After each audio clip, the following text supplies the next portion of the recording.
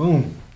What's up, investing world? Lifestyle investing where we invest based off our lifestyle to build future lifestyle. That's right. Mike, myself, we got Vladi in the building, man. We're talking real estate. Yeah. Dude, what was that question you were just asking? So it was related to a video a couple weeks back with Jan on there, and it was talking about legislation, how Seattle's working on this legislation that if it passes, they're going to rezone single-family residence lots into low-rise commercial, which means you can build multiple properties on there. And so I just want to pick your brain, figure out what your thoughts are about that, maybe a little strategy or what your initial gut reaction is. Yeah. My gut reaction, I'm not too familiar with just legislation or not, but I've been talking about this for a while though. When you see majority of everything south of probably Capitol Hill, in these SF zoning lots where explain SF. So SF is a single family zone. So let's say SF 5000 would mean you can build one home on a per 5,000 square feet. Got it. And now low-rise zones, there's different types, but low-rise basically allows you to do multiple townhomes. And I just truly believe, I've been saying for a long time, they need to change that. They need to change these SF zones, square zones, into low-rise zones everywhere when you start going more south, because there's just nowhere else to build right now. And just the money, just what it costs guys to, and the permitting process. This is another thing. If I'm going to go design one house, I'm stuck designing one house. On that same process, I could spend the same amount of time a year to get this permit and build 6 homes. You know, you're providing more homes.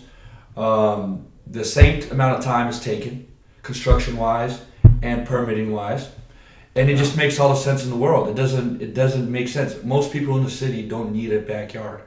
They don't care about it. Yeah. But you're kind of forcing this, and it's kind of what else is happening is you're having certain neighborhoods getting overbuilt, and prices are going skyrocket to the roof, and nobody's really even investing in these other neighborhoods because they don't really want to go through the process of just building one single family house. They'd rather go spend extra money and make extra money in the back end and have these townhomes. So explain that opportunity. Yeah. So if someone's an investor right now, they want to invest in this new change of the single family to now put townhomes and whatnot. Yeah, at this point you're taking a risk because it might how long do we know till they let you rezone? It might take a year, it might take 2 years, right? If you're going to look to hold, that's one way to do it. Me personally, I think they need to bring this law forward. I'm not very aware of when they're going to do it, and unless you're willing to hold, I'm not sure. I'm not sure how. For me personally, I put my money in. I want it out. I'm moving quick. So once it happens and the law's passed, that's when you're. That's what I think it's gonna. I think it's gonna be very beneficial for the city.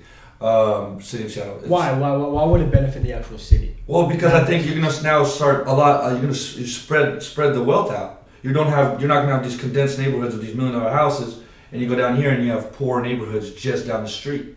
The city's gonna expand a lot, and what this is also gonna allow for is probably if they rezone it, there's gonna be a lot more commercial use out of some of those buildings. So you're probably gonna have some small businesses move down more south, and they're not gonna be condensed in a couple parts of town. And it's obviously just looks like little strip malls. Yeah, whatever, strip malls, maybe an accounting firm, whatever it is. You're not always having to, go down to the city. So, yeah, man. That is good. Yeah, I know. I'm actually looking personally in investing in. Because I built a lot of single family stuff in the Beacon Hill area, and it always bothered me. The majority of people just don't want a yard. Like they will ask me, "Can you take this grass out, put it like gravel?" They just want low maintenance. They're never home. They don't have to care about it. Maintaining a yard sucks. Yeah. And then you're looking at it, it's like, do they really need this? And majority actually of my single families that I've sold have been been used as Airbnbs. Oh, wow. Because what I do with a lot of my homes is I'll add the mother-in-law units. So I'll add 2 separate apartments underneath the house, separate entrances, everything, so they can rent it out. That's the way I take advantage of the single family way. Because I can't do multifamily, so what I do is I build a house, make sure I add 2 little apartments under there, and just call them, ADUs, and throw their own kitchenettes in there, their own doors, and they're still one house. But you know what? That person might be able to cover 30-40% of their mortgage by renting those 2 rooms out underneath. Wow, that's cool. And so I love that idea. Yeah. I think a lot of people kind of skip that. Yeah. I think it went through the brain real quick. Yeah. So on the next one, let's kind of dive into specifically of how that works. You know what I'm saying? Because people that don't know what a mother-in-law or ADU, things like that, Yeah. I mean, it's just like, what the hell is that? Yeah. All right. Yeah. Hey, that was a lot of knowledge right there. Next one, we're going to get more in the details. How's the rum? It's all right? Pretty damn good, man. There we go, guys. Pretty damn